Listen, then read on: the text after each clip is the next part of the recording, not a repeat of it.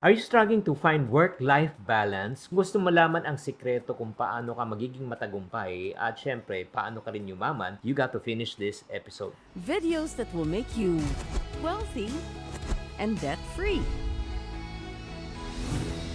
Hi there, this is Shin Kitan, your pambansang wealth coach. Sa video na ito, pag-uusapan natin yung 6 Fs. Hindi Fs. Pag-usapan po natin ang proven framework to achieve what we call as work-life balance. Kasi yan ang parating pinag-uusapan eh. Ano ba yung work-life balance na yan? Paano ba natin irarank yan? Paano ba ipaprioritize yan? So yan ang pag-uusapan natin. So super excited ako by the grace of God. This may be a longer session than expected, pero I'm sure it's worth your time that you're going to invest. I want you to get a piece of paper. Ano ba yung 6 na letter F? Lagyan natin ng letter F kung paano tayo magiging successful magkaroon ng work-life balance. Number 1 is the word called faith. Everybody say faith.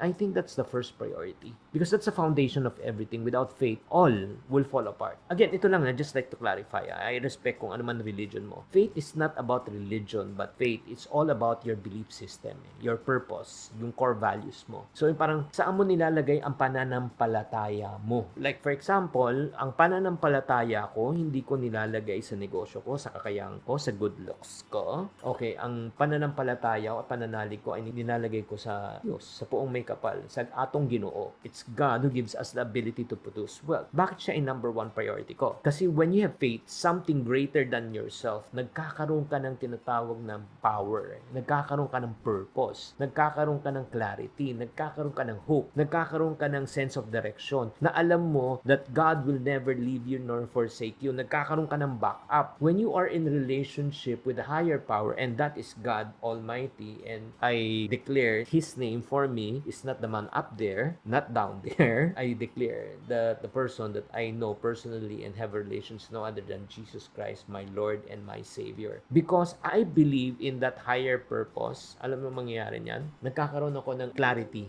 Nagkakaroon talaga ako ng tinatawag na energy. So, let me encourage you. The number 1, in order for you to really have work-life balance, start your day by strengthening your faith. Practice prayer, meditation, and gratitude. Yan ang magiging center ng ating buhay. Mas magiging madali ang pag-handle ng mga challenges kung alam mong meron kang kasangga. Agree? Type agree sa comment section kung nag-agree kayo. That's the letter F. First F pa lang yan. Second F is family. Yes, priority number 2 yan. Bakit pamilya? Kasi yan ang dahilan kung bakit tayo nagtatrabaho. Para kanino ka ba bumabangon? Diba, kunyari ikaw single para sa magulang mo. Pag ikaw ay married, para sa asawa mo. Kung may mga anak ka na, diba, kasama na anak mo. So, sila yung parang inspiration mo. Sila yung source mo ng iyong pagmamahal at gusto mong sumuporta. Dito ka kumukuha kasi ng kalakasan lalo na pag dumadaan ka sa mabigat na mga pagsubok sa buhay. Alam mo, kahit pagod na pagod ka, pag uwi mo, makikita mong ngiti ng baby mong anak. Tanggal lahat ng pagod mo. Kaya nga, napakahalaga na kung bakit tayo nagtatrabaho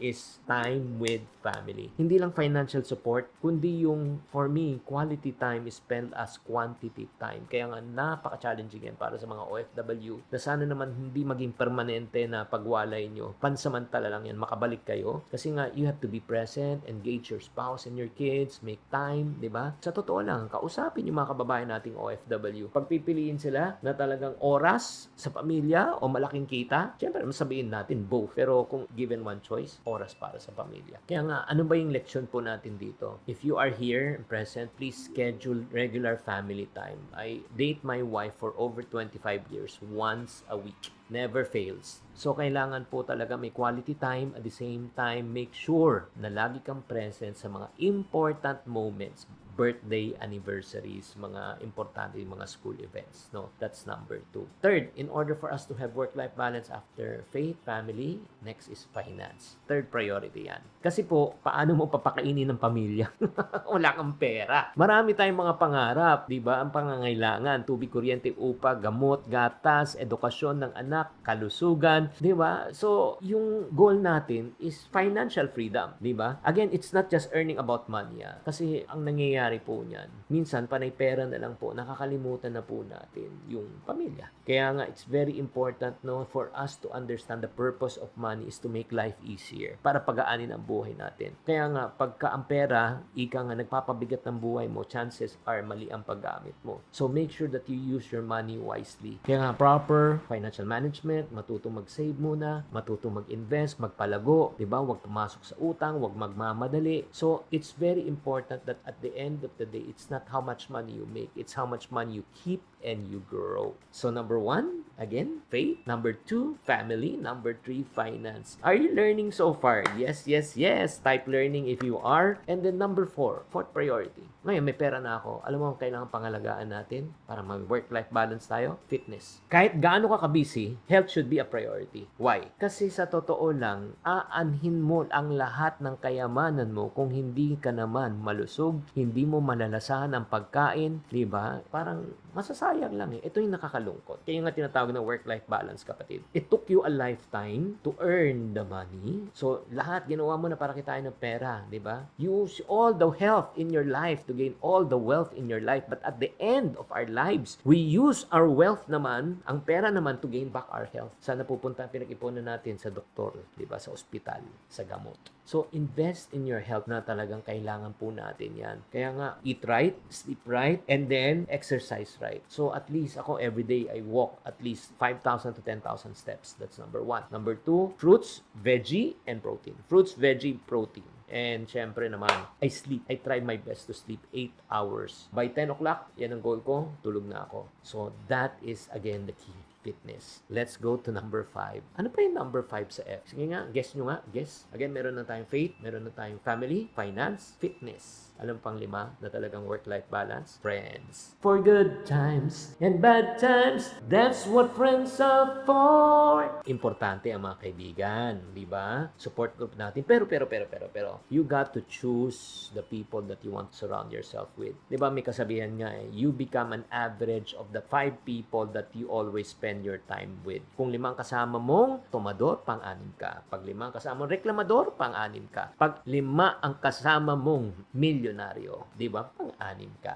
Ito yung mga tao na kailangan mong lapitan na pare-pareho kayo mag-isip, pare-pareho kayo nangangarap. Yung mga tao na talagang ipupush ka pataas, hindi ka hihilain pababa. Yung mga taong na nakikipag-celebrate sa'yo, pag may mga magagandang nangyayari sa buhay mo, come on, ano yung next plan mo? Lika, achieve natin yan, kaya mo yan. Hindi yung naiinggit, di ba, tuwing ikaw ay may achievement. Kaya nga, nurture meaningful relationship, no? Set time and connect with friends. Ito lang kaya nga pakiusap po. Taon ang binilang mo para ma-build ang relationship. Taon ang binilang mo para ma-build ang inyong tiwala sa isa't isa. Pero segundo lang at isang maling desisyon ng kailangan mo para masira yan. Kaya kung pagpipiliin po kayo pera, relasyon, pera, pagkakaibigan, pera, pagkakamag-anak, ano pipiliin mo? Pakitype sa comment section. Huwag naman sana pera. Ang pera pwedeng kitain yan, pero ang relationship at tiwala, mahirap buuin yan. That's another work-life balance, no? Para ma-inspire po kayo. And last but not the least, 6F is what we call as fun. Fun, fun, fun. Yes! Di ba naman? Life without fun is sadness. Kailangan mag-enjoy tayo. Di ba? Kung bakit ba talaga tayo nagtatrabaho? Para mag-enjoy sa buhay. It allows you to recharge. It allows you to recreate. It allows you to explore hobbies, travel, appreciate little joys, kumain sa labas. Di ba? Okay lang yan. Basta, pinag-ipunan, pinag-isipan. Pero ingat-ingat lang ha. Hindi naman pwedeng fun na lang. Ang sikreto kasi balance po talaga. Important na talagang, yun nga, tanongin mo sarili mo, what gives you happiness? For me, what gives me happiness every single day is to honor God. Number 2, to love my family. Number 3 is to serve you guys. To contents like this, to inspire you, to educate you. Yan. Para sa akin, talagang fun yan. It's not work. For me, it's not really work. Kaya remember, fun is an essential part of living a well-balanced and fulfilling life. Kaya nga kung titignan po natin na pag sinasabi mong success, di ba, yung work-life balance, aanhin mo yung tagumpay mo kung hindi ka naman masaya sa pamilya. Aanhin mo yung pera at tagumpay buhay mo kung wala ka naman pananalig sa Diyos at wala kang kapayapaan. Kaya nga, among the 6, faith, family, finance, fitness, friends, and fun, saan ka nagkukulang? Saan mo gustong ayusin? I would like to give you a free assessment on your current situation. To get the free form, all you need to do is just click the link below. Meron sa comment section para maklik nyo po, para makuha nyo po ang libreng form na yan. Sana nakatulong po tong episode na ito. Tatandaan, tamang karunungan, tamang disiplina po ang susi sa pagyaman.